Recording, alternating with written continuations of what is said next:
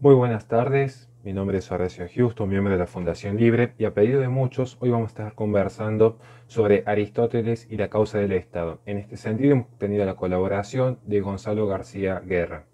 El mismo es docente ayudante, abogado especialista justamente en el área penal, quien nos va a aportar una clase magistral al respecto, así que recomendamos que tengan una hoja de papel, una lapicera, que tomen nota y que puedan ir dejando sus consultas en las cajas de comentarios para que así posteriormente nosotros podamos evaluar y ver si generamos un segundo episodio al respecto. Desde ya, muchísimas gracias por su tiempo. Existía una tríada de filósofos griegos, que es lo que se conoce normalmente como la filosofía griega, que son la tríada de Sócrates, Platón y Aristóteles, en ese orden. Sócrates fue el maestro de Platón, Platón discípulo de Sócrates, que después fue el maestro de Aristóteles. Ellos todos vivieron en un periodo entre el siglo IV, perdón, el siglo III y el siglo II antes de Cristo. Y algo importante destacar, ellos ya vivían en la decadencia de lo que había sido el imperio helénico. Ya lo que era la decadencia de ese esplendor de la polis que se dio, como bien vieron recién, en ese periodo llamado el siglo de oro de Pericles, donde quien gobernaba era Pericles. Ese mal llamado siglo de oro fue un periodo de, si no me equivoco, 26 o 27 años. Así bueno, no fue un siglo, pero dentro de ese siglo hubo un periodo de más de 2 décadas donde fue el máximo esplendor griego. Todo lo que vino después ya fue la decadencia. Y bien, en esta tríada de filósofos, el primero Sócrates fue como el primero en dar origen a la filosofía que después fundaría lo que hoy en día conocemos, y desde hace al menos 1000 años, como la civilización occidental. ¿Él de qué base partía? Él partía su frase más famosa es "solo sé que no sé nada". Ese reconocimiento de la propia ignorancia da la pauta de la concepción filosófica que todos estos autores tuvieron. ¿Cuál era esa concepción? La filosofía como la contemplación del mundo.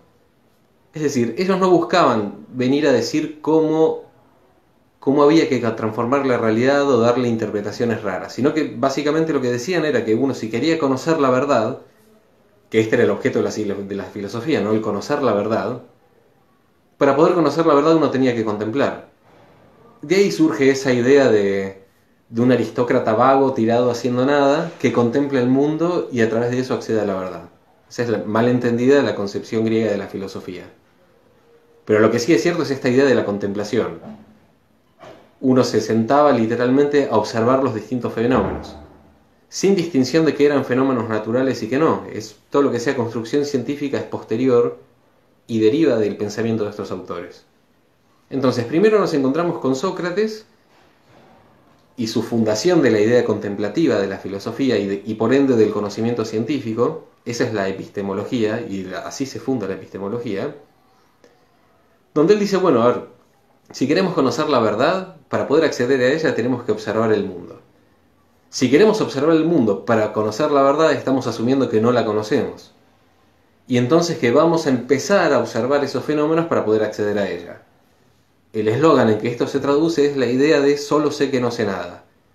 Desde el momento que uno reconoce la propia ignorancia, a partir de ahí uno puede empezar a conocer. Uno primero se tiene que posicionar en el punto cero de conocimiento. Desde ese punto cero uno empieza a avanzar. Esto alrededor de 2300 años después fue cambiado por... Esto fue aceptado universalmente, pero 2300 años después fue cambiado por Kant, con su idea de los preconceptos que uno utiliza a la hora de poder conocer. Que es algo que es un derivado de esto, pero que significa que si uno, para poder hacerse una idea de algo que no conoce, necesariamente el cerebro humano, en su forma de hacer sinapsis, se toma algo que usa como preconcepto, ya sea algo que uno ya conoce, o bien algo que uno no conoce pero que se inventa en la cabeza, a través de lo cual compararlo con eso que uno empieza a conocer. Es decir, esta filosofía moderna, que es la filosofía contemporánea, no deja de prescindir de esta idea de que uno tiene que partir de la propia ignorancia para conocer algo. O lo mismo que les habrá pasado en el CBC, habrán tenido más de un profesor que dice, bueno, nosotros vamos a tomar una postura muy crítica. Genial, pero para poder criticar algo primero hay que conocerlo. Solo sé que no sé nada. Primero conozco, luego critico. Y el pensamiento crítico en parte es eso, es primero aceptar que uno tiene que conocer la cosa. y la criticidad, por así decir, deriva de con qué ojos o con qué espíritu uno empieza a conocer esas cosas. Uno las conoce sabiendo que puede haber algo que criticar o que no. De lo contrario, uno estaría haciendo un dogmatismo de preconceptos que negatorio del conocimiento de esa verdad. Así que, volviendo a Sócrates, él partía de la base de que él solo sabe que no sabe nada. Es decir, él no conoce. Desde ese punto él va a contemplar la realidad. Y con eso no es que funda la epistemología, pero con eso funda un método que después va a ser avanzado por su principal discípulo, que fue Platón. Platón, ya con una filosofía bastante más elaborada, pero consecuencia directa de la de Sócrates, él va a entender que, siempre manteniéndose en esta idea contemplativa de la filosofía, él va a entender que la realidad es algo es algo que existe, es algo objetivo, y algo a lo que uno puede acceder a través de la razón. Y que la filosofía va a ser la disciplina a través de la cual uno puede acceder a esa verdad. Y esa verdad es el entendimiento del mundo, de absolutamente todos los fenómenos. Entonces él explica su filosofía entendiendo que hay, y no en sentido metafórico, sino en sentido literal y material, él entiende que existe una especie de mundo o universo paralelo en el cual todas las cosas existen en estado puro y de máxima perfección. Es lo que él va a llamar el mundo de las ideas.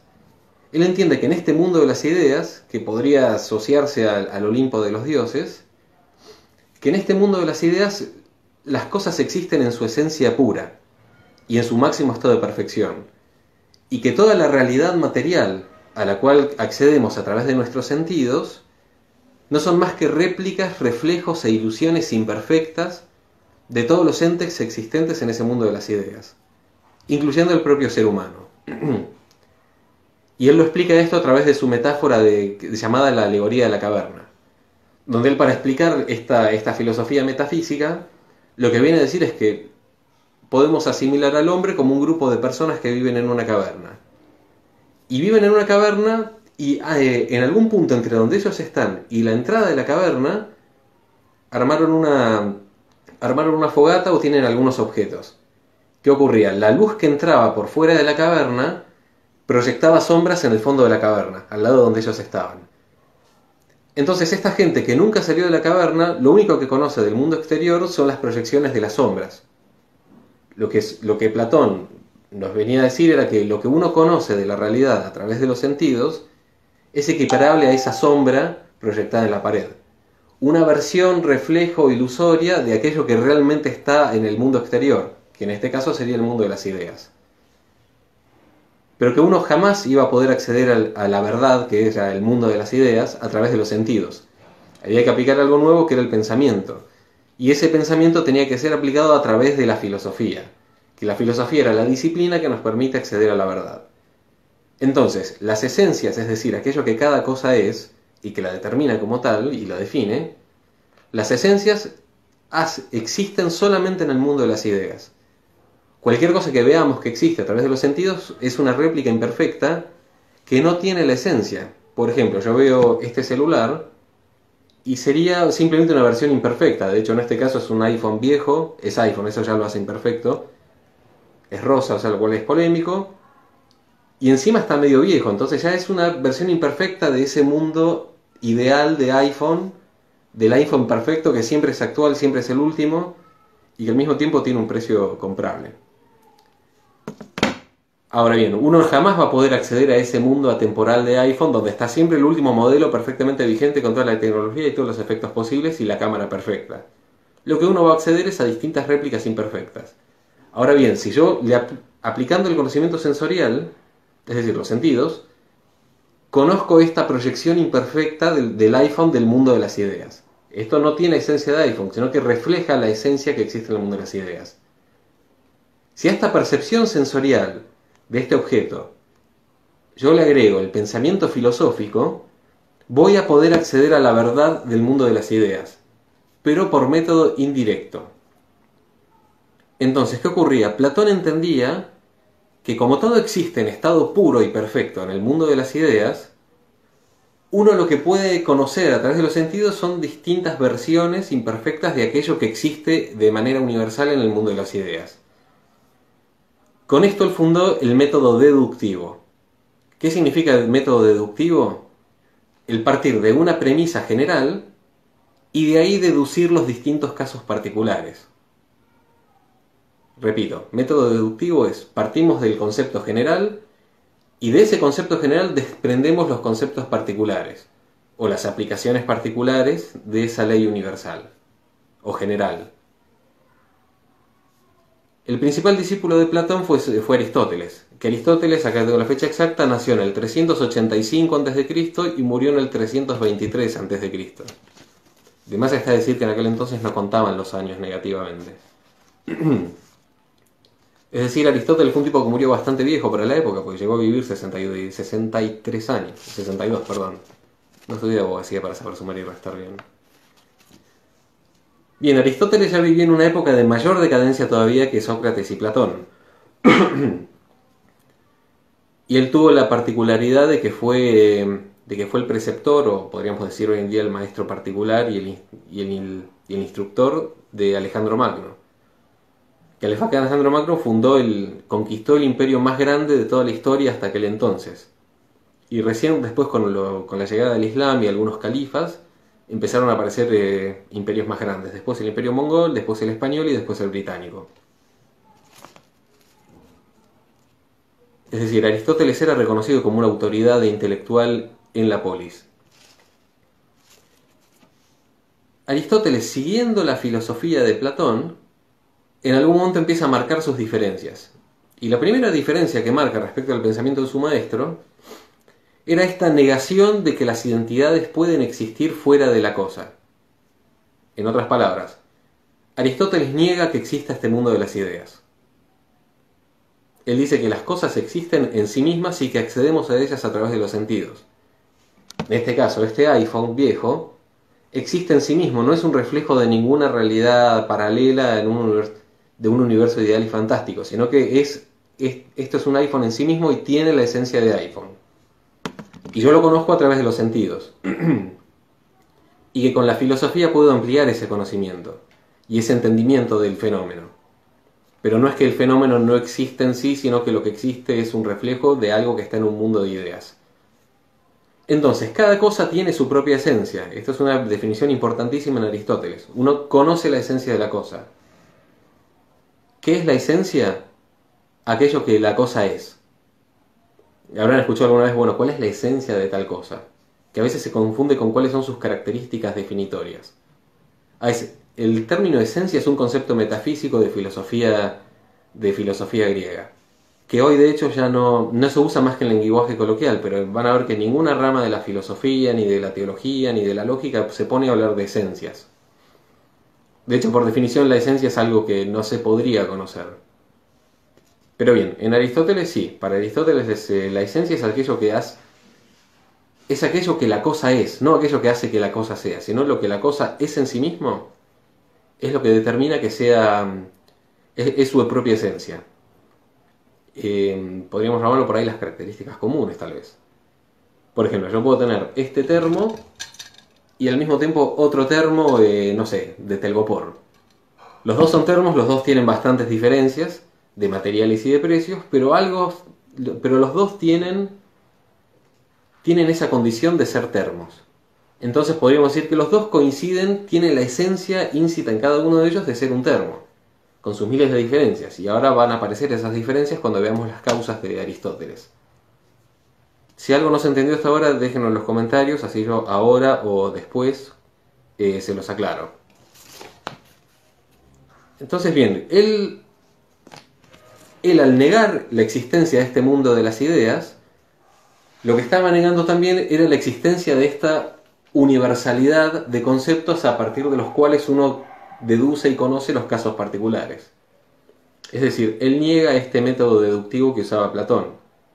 Como niega este método deductivo, él va a hacer exactamente al revés. Desde esta contemplación filosófica, que él también la respetaba, la filosofía en Aristóteles sigue siendo contemplativa, uno a partir de la contemplación de los fenómenos conoce los distintos casos particulares.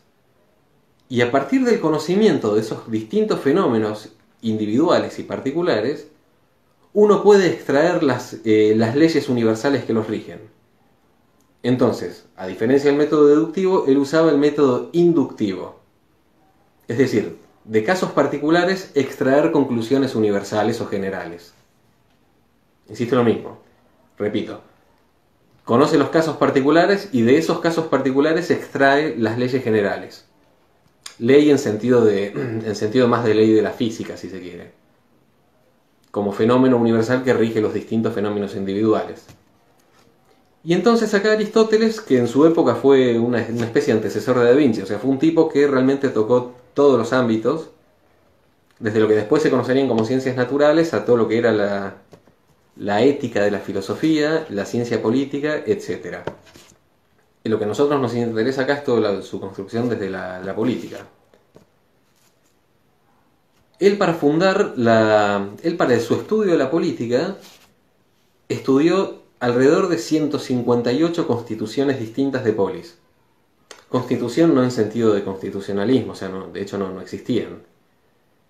Sino que lo que él estudió era la forma y el funcionamiento de 158 ciudades-estado distintas del mundo helénico. El mundo helénico era el mundo griego, que no era una unidad en sí mismo, sino que era, como vamos a ver más tarde, el concepto de etnia. Era una cultura común, pero que funcionaban independientes entre sí. No sé si vieron la película 300, la polis Esparta era una polis más, que no obedecía a otras polis. Reconocían la cultura común y por eso se aliaban y por eso se defendían del imperio persa, pero no eran una unidad política. Sí eran una unidad cultural. Bien, ¿qué hizo Aristóteles? Se dedicó a estudiar 158 constituciones de polis distintas y de estos conocimientos de estos casos particulares, él extrajo sus conclusiones generales. Perdón, un detalle antes. Estos tres filósofos, Sócrates, Platón y Aristóteles, son el grupo filosófico que vamos a llamar realistas. ¿Por qué? Porque estudiaban la realidad. Acuérdense de decir como conmigo vimos el otro día, los contractualistas, porque basan su construcción intelectual en esta ficción de un contrato. Estos autores, los realistas, basan su construcción en el conocimiento contemplativo de la realidad, ya sea a través del reconocimiento de la propia ignorancia o del reconocimiento de un mundo de las ideas que se proyecta en el mundo natural, o del conocimiento de los fenómenos individuales de los cuales extraer las leyes universalmente válidas. Bien, dicho eso, Aristóteles se dedica a estudiar distintas constituciones de polis particulares y él aplica a estas constituciones su noción, él construye a través de esto la idea de causas de las cosas, y en particular, en este caso concreto, las causas del Estado. En su filosofía Aristóteles reconocía que cada cosa tenía su causa eficiente, su causa material, su causa formal y su causa final. Y esto incluía también a las distintas polis. La conjunción de estas distintas causas nos iba a dar el tipo de polis que teníamos, que traducido a nuestros días lo podríamos llamar el tipo de Estado que tendríamos. Y acuérdense que, como bien dijo el doctor Bulacio recién, en la concepción helénica nadie podía vivir fuera de la polis. La polis era todo. Uno nacía en la polis, moría en la polis, vivía por la polis y vivía para la polis también. Por eso también esta importancia del ágora y de los asuntos públicos. El ciudadano, lo que lo definía como ciudadano más que nada, no era su condición económica o intelectual, sino su posibilidad y libertad de poder participar en la discusión en el ágora de los asuntos públicos. Esa condición de ciudadano era la condición humana por excelencia. Cualquier otra forma de condición humana que no implique esta participación o esta posibilidad de participación ya era una forma imperfecta. ¿Cuáles eran esas formas imperfectas? Principalmente dos. Los esclavos por un lado y los bárbaros por el otro. ¿Quiénes eran los bárbaros? Todos aquellos seres que diríamos que biológicamente son humanos, pero que no respondían a la polis. Tenían las características comunes, tenían su propia sociedad en la que vivir, pero no estaban en la polis helénica, o sea, eran menos, si se quiere. Es como, no sé, imagínense distintos clubes y bueno, a ver, vos sos de tal club que que la cuota es más barata, así que sos un poquito menos. Y ya los esclavos eran personas humanas, pero eran naturalmente esclavos. Aristóteles entendía, era un hombre de su tiempo. Acuérdense de esta idea que les dije el otro día: las ideas no existen fuera del contexto, y sacarlas de su contexto y juzgarlas con parámetros del presente es la falacia del anacronismo, que es básicamente multiplicar peras por mandarinas. O sea, lleva resultados absurdos. Pero bien, volviendo a su contexto, Aristóteles marcaba una diferencia entre lo que eran los esclavos, lo que eran los bárbaros y lo que eran los ciudadanos atenienses. Él entendía que la condición humana por excelencia era la condición de ciudadano ateniense, es decir, aquel ciudadano de la polis, y no de cualquier polis, sino de la mejor polis, que era Atenas, y aquel que podía participar en la discusión de los asuntos públicos. Estas concepciones antropológicas de Aristóteles, que insisto, no hay que sacarlas del contexto. Si las sacamos del contexto, sí, era un hijo de puta, si se quiere, pero un bárbaro en términos de hoy en día. Pero en su época eran construcciones bastante racionales. Ahora bien, estas concepciones que él tenía llevaban a conclusiones como, por ejemplo, aceptar la esclavitud por un lado, que en cada periodo de la historia siempre existió la esclavitud, hoy existe también, se la conoce como trata de personas, y la mayoría de los casos es por fines no sexuales, y existe con fines sexuales también, no discrimina en edades ni sexos. La esclavitud siempre tuvo su forma particular en cada periodo histórico. De hecho, no es lo mismo el esclavo negro en Estados Unidos en el siglo XVIII que lo que era por ahí el esclavo en la polis griega. O lo que era, por ejemplo, el esclavo en tal parte de Asia hace 20 años. Y hoy en día también. Hoy el esclavo, por ejemplo, de trata sexual tiene otra condición humana, si se quiere, otro estatus, si lo tenemos que juzgar en base a estos parámetros antropológicos. Pero bien, la realidad es que los esclavos existían. Y la condición de esclavo implicaba una serie de obligaciones para su amo. No es que era simplemente una cosa, era una persona reducida a la condición de cosa, pero con al mismo tiempo algo que no serían derechos, pero sí correlato en obligaciones por parte de quien era su amo. Esto no significa que sea bueno, obviamente, pero quiero que entiendan que el concepto de esclavo es muy genérico. Hay tantos esclavos como periodos históricos. Bien, acá el mensaje tardío del doctor. Entonces, bien, él se pone, volviendo a esto de las constituciones, él en su método metafísico, él entiende que hay que cada fenómeno reconoce 4 causas: causa eficiente, causa material, causa formal y causa final. Y esto lo va a aplicar a todo concepto que busca conocer a través de la filosofía. Que acuérdense, la filosofía era la disciplina del saber a través del cual se accede a la verdad. Después, él estudiando estas constituciones, es decir, el funcionamiento de distintas polis, él va a extraer de esos distintos casos particulares una serie de reglas generales, es decir, reglas comunes a las distintas polis. Y a través de estas reglas comunes o generales, acuérdense del método inductivo, conoce los casos particulares y de ahí va lo general. A través del conocimiento de estos distintos casos y la extracción de estas leyes universales, él aplica su método de las 4 causas y nos va a dar su teoría de las 4 causas formales del Estado. Él no hablaba de Estado. Acuérdense que el concepto de Estado, no sé si termina de surgir recién con Napoleón, pero faltaban más de 1000 años mínimo para que alguien hablara de Estado. Lo que había en ese momento era polis, que hoy lo llamamos Estado, pero ellos no lo llamaban Estado. Por eso tengan en cuenta esto. Cuando él hablaba de causas del Estado, en realidad estaba hablando de la polis. Entonces él extrae cuáles son las causas del Estado. Y él encuentra que primero está la causa eficiente. A ver, no están en un orden de prelación las causas. Pero bueno, primero hablamos de la causa eficiente. La causa eficiente de una cosa, y en este caso de la polis, gente, no se preocupen por no anotar ahora en el video, porque como bien vieron, el video queda subido al grupo. Cuando hagamos alguna clase que no vaya a quedar grabado, se los vamos a avisar también. Pero no se desvivan en los comentarios por decir buenas tardes o ese tipo de cosas, porque se distraen ustedes y después se complica a la hora del encontrar respuestas concretas. Sí, obviamente, cuando algo no se entendió, que no se entendió el concepto o que no fui claro explicándolo o lo que fuera, ahí sí, me hagan el comentario. Pero no se preocupen en anotar, de hecho yo soy bastante redundante. Es más probable que termine haciendo comentarios de por favor, ¿podría decir menos tal misma cosa? Así que bueno. Causa eficiente es el origen filosófico de la cosa,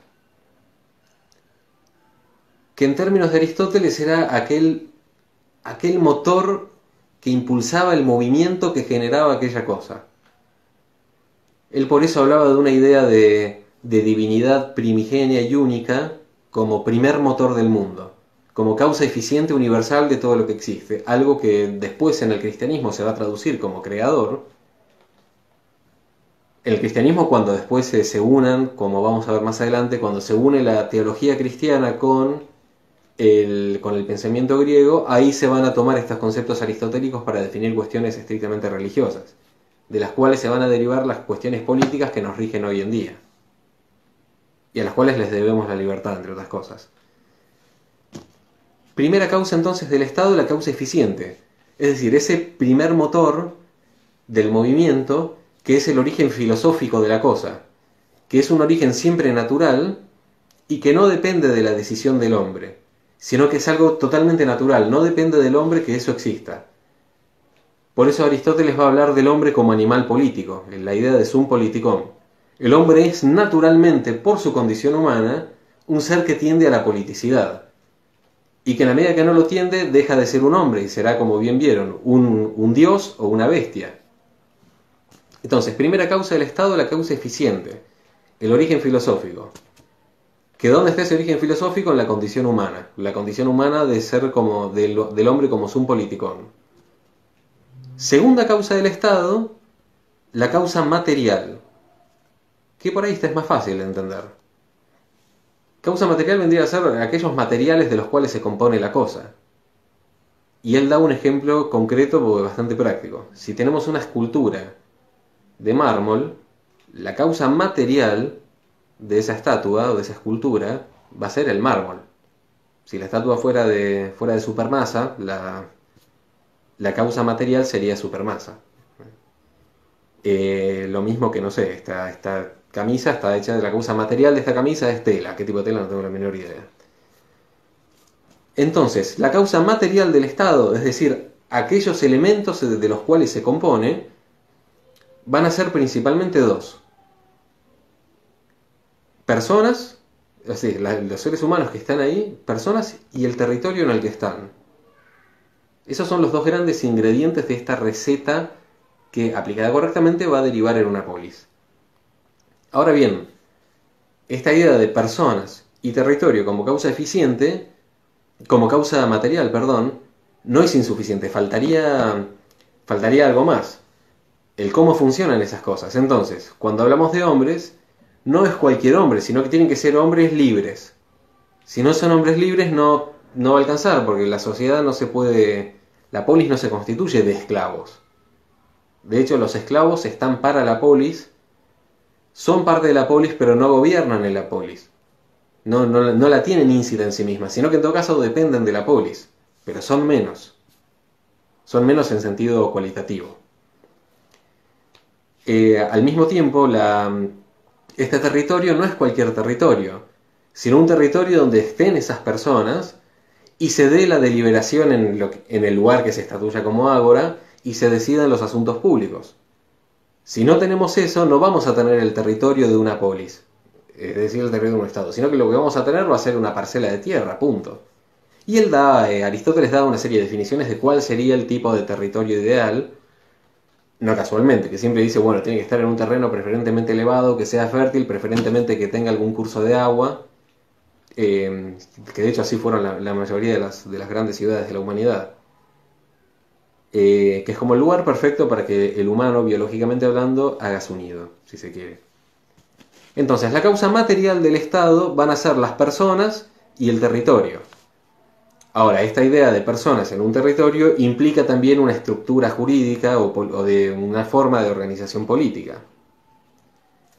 Ahora bien, en esta concepción policéntrica en el sentido de la polis, no de muchos, en esta constitución donde la polis es el centro de todo, va a pasar que en la idea de Aristóteles, el Estado, en este caso la polis, es anterior al individuo.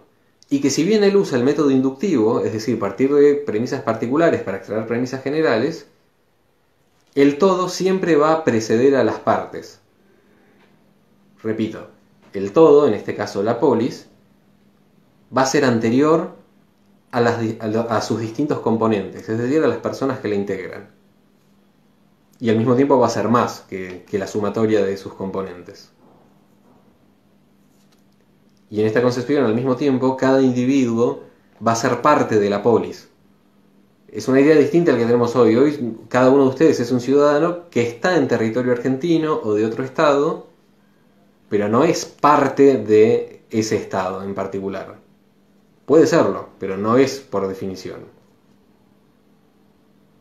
Entonces, vimos hasta ahora causa eficiente, es decir, aquel motor de la cosa, su origen filosófico, causa material, de qué está compuesta la cosa, y la siguiente causa es la causa formal. La causa formal vendría a ser aquello que nos permite distinguir por su forma a la cosa que estamos viendo, al ente que estamos viendo. Acuérdense que ente es todo aquello que es. Si algo no es un ente. Si algo es un ente puede ser cualquier cosa. Pero ente es como la forma vacía y en crudo de todo aquello que existe, ya sea conceptual o materialmente. Entonces, la causa formal va a ser aquella forma que adquiere un determinado ente y que a partir de esa forma nos permite observarlo y distinguirlo de otros. Ya sea observarlo a través de los sentidos, es decir, no sé, yo toco este iPhone y siento que tiene una carcasa de goma y que tiene una pantalla touch y lo que sea, o inclusive esto también aplicable a las ideas. Yo tengo tal idea en la cabeza y bueno, veo que esta idea se condice con una determinada idea política o un determinado antojo de hacer tal cosa. Es decir, la causa formal de algo es la forma que aquella cosa tiene y a través de esa forma que tiene la podemos distinguir de otras, al menos en un primer momento. Entonces, si la causa formal es la forma que tiene la cosa, el orden de sus distintos componentes va a ser la causa formal del Estado. Reitero, si tenemos un Estado que conoce sus componentes son un territorio y los individuos, vamos a reconocerlo como Estado o como polis cuando veamos que existe un orden que hace funcionar a esos elementos, es decir, a la causa material, de una determinada manera que nos permite distinguirlo de un mero conjunto de individuos en un determinado lugar. ¿Cuál va a ser ese orden? Que exista, por ejemplo, un ágora donde se deliberan los asuntos públicos, que existan cosas a las que se llaman asuntos públicos, que exista una organización jerárquica, una determinada forma de gobierno, una distinta jerarquía entre los individuos, etc.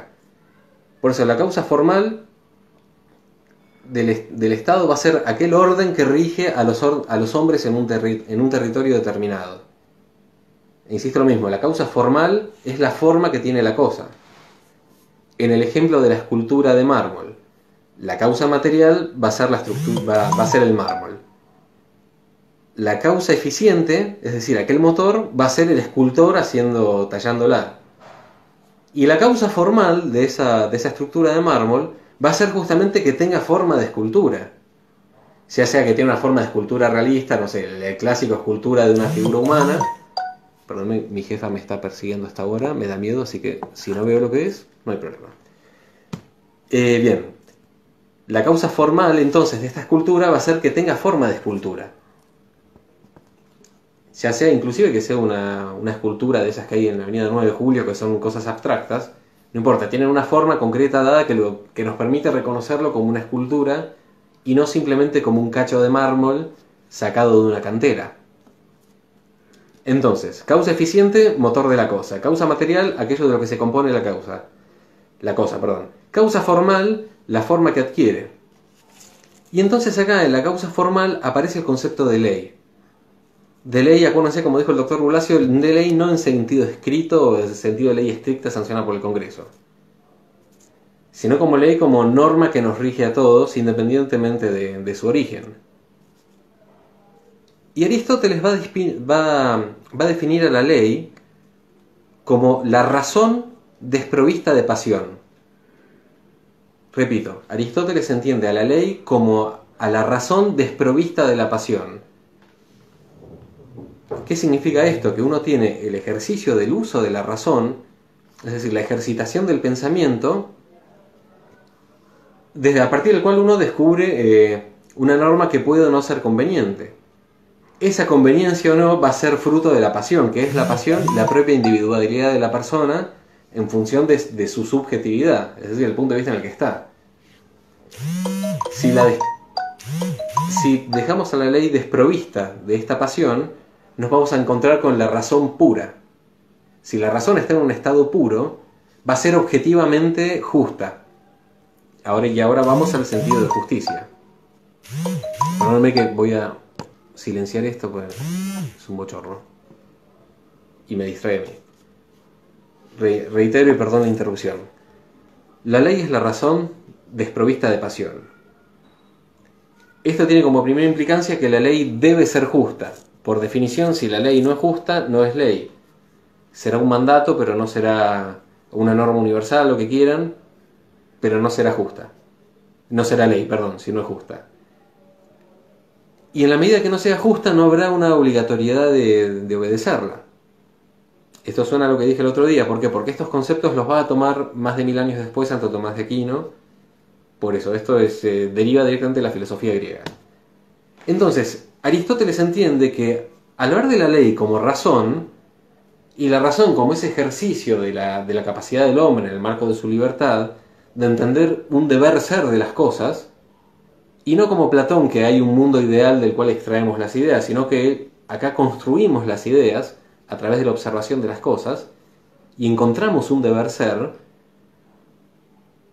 él va a entender que la ley, al ser la razón desprovista de la pasión, es decir, de aquellos condicionamientos individuales y prejuicios, etc., nos vamos a encontrar con que la ley tiene que ser justa, y que la justicia de la ley deriva en que está totalmente desprovista de pasión, es objetiva, no depende de quién la da ni sobre quiénes se aplica, va a ser igual para todos. Esto tiene como implicancia la idea de que hay una noción de derecho natural, de derecho como no simplemente como algo que es, sino algo que tiene una determinada forma de deber ser, algo que debe ser de determinada manera, que tal vez no lo sea, pero debe serlo, y en la medida en que no lo sea, no será justo. Y como no es justo, es imperfecto, y en la medida que sea imperfecto hay que perfeccionarlo, de lo contrario no hay que obedecerlo, porque obedecerlo implicaría cometer injusticias. Y entonces él entiende que el Estado, seguimos en la causa formal, acuérdense, el Estado supone una noción de justicia, y esa noción de justicia, a esa noción de justicia tiene que orientarse cada acto. Entonces, como parte de la causa formal del Estado, va a existir un determinado derecho que responde a una determinada idea de justicia. Y en la medida que no tengamos esa noción de derecho ni de justicia, no vamos a tener la causa formal de algo que nos permita hablar de ese algo como Estado o como polis. Y él entiende que hay dos grandes formas de justicia. La justicia conmutativa, que es aquella que se da entre distintos individuos en las relaciones particulares. Por ejemplo, cuando uno va al kiosco, entonces a uno le dan los puchos y uno le da al kiosquero el importe correspondiente a los puchos. Esa es la justicia conmutativa, que se da entre individuos. Y la otra noción de justicia, todo esto está en el apunte, no se desesperen, es la noción de justicia en términos distributivos. ¿Qué es la justicia distributiva? Aquella que se distribuye desde el poder a los distintos súbditos. Es decir, aquella que se ejerce desde la polis hacia sus ciudadanos. La ejerce obviamente la autoridad. Y es la aplicación precisamente de este derecho universal a los casos particulares.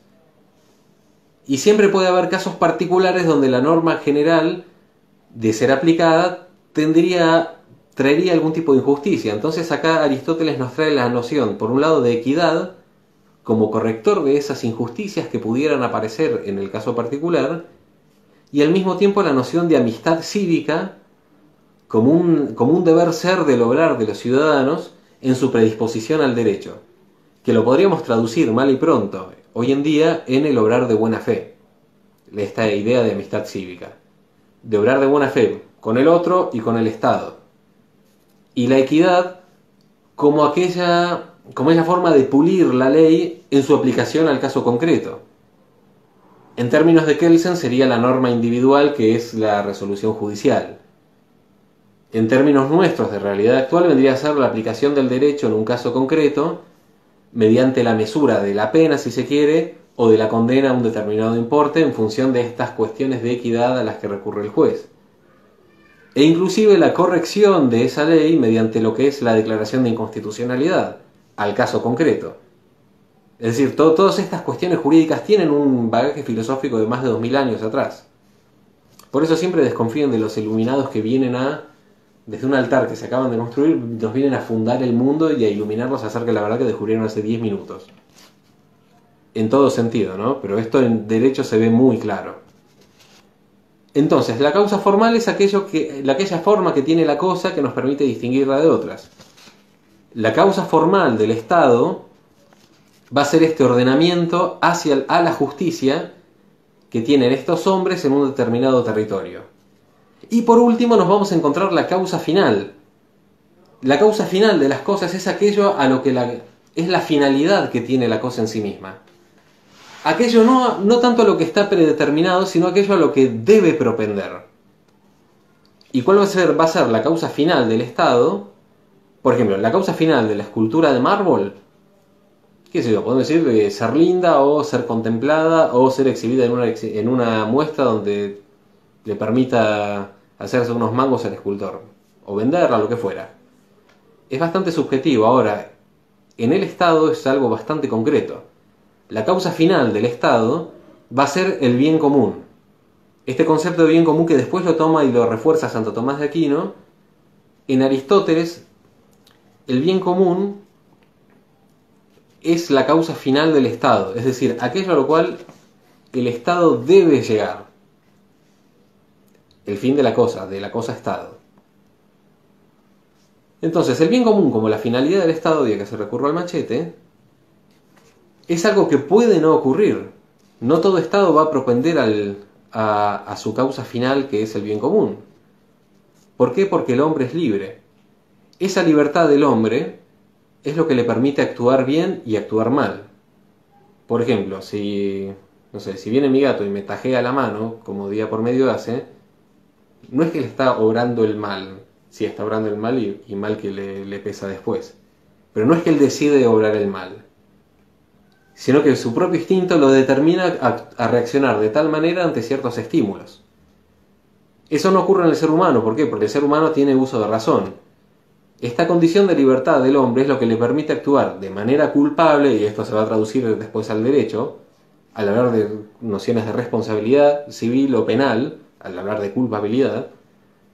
Esto lo va a tomar mucho Kant después, y es inclusive la noción de pecado que después va a venir a poner el cristianismo tomando elementos del judaísmo, implica primero la condición de libre del hombre. Si el hombre no es libre, no puede elegir. Si no puede elegir, aquello que obre va a ser simplemente un fenómeno natural, y no va a haber una moral atrás de eso. En la medida que no hubiere moral, no va a poder haber algo que premiar o que reprochar. Y esto en términos aristotélicos, como la causa final del Estado, que esa causa final tiene que ser el bien común tiene que ser obrado libremente por los gobernantes para poder ser tal. Mejor dicho, presupone la idea de libertad. En la medida que no haya libertad, habrá simplemente fenómenos naturales, pero no hombres obrando, mucho menos bien común.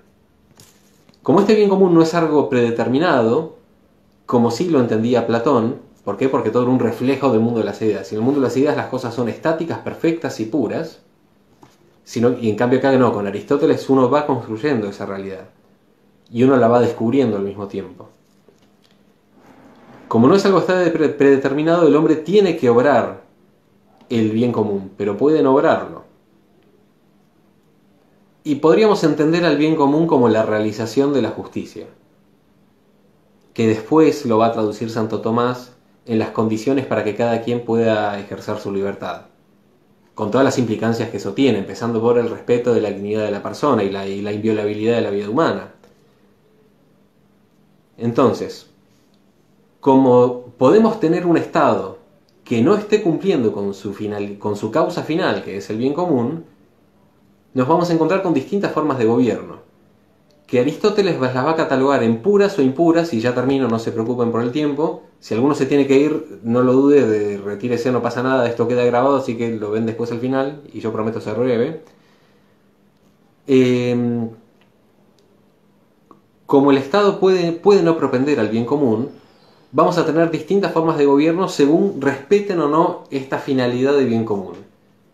Entonces, Aristóteles va a entender que un gobierno puede tener distintas formas y al mismo tiempo propender al bien común y respetarlo y realizarlo. Esas distintas formas pueden ser tantas como combinaciones se les ocurra, pero se pueden resumir en básicamente tres. Primero, el gobierno de una sola persona, que va a ser lo que él va a llamar monarquía.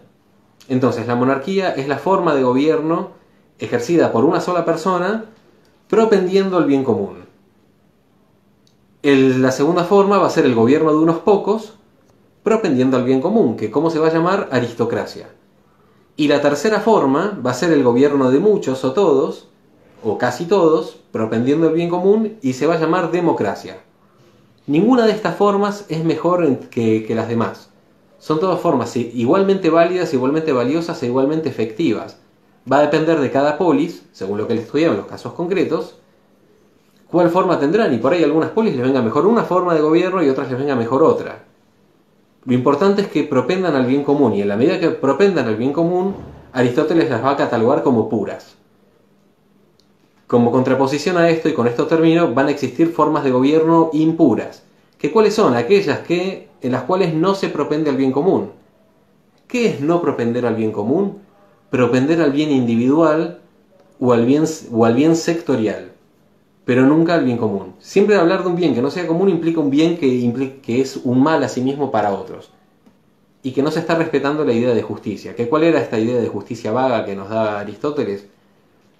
Vaga en el sentido de, ahora bueno, si la justicia es darle a cada uno lo que le corresponde, en eso vamos a estar todos de acuerdo. El tema está en la determinación de qué es aquello que le corresponde a cada uno.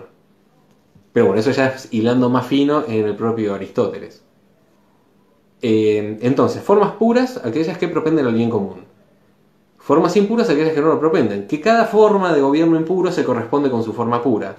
Entonces, si la forma pura de gobierno por una sola persona era la monarquía, la forma impura de gobierno de uno va a ser la tiranía. Tirano va a ser aquel gobernante que gobierna por sí sin atender a este bien común. Segunda forma impura, si teníamos la aristocracia como el gobierno de unos pocos, en pos del bien común, su forma impura, es decir, su no respeto al bien común, degenerando entonces en una forma impura, va a ser la oligarquía, que generalmente suele ser el gobierno de los ricos para los ricos, siempre en términos de polis, ¿no? Que en realidad se traduce en el gobierno de unos pocos para sí mismo en desmedro y en perjuicio del resto. Oligarquía. Y la tercera forma impura vendría a ser el gobierno de todos o la mayoría, que se puede traducir en el gobierno de los pobres, en desmedro de los demás. Y es lo que va a llamar Aristóteles la demagogia. Fíjense si no tienen actualidad estos conceptos. Entonces, bueno, con eso cerramos Aristóteles.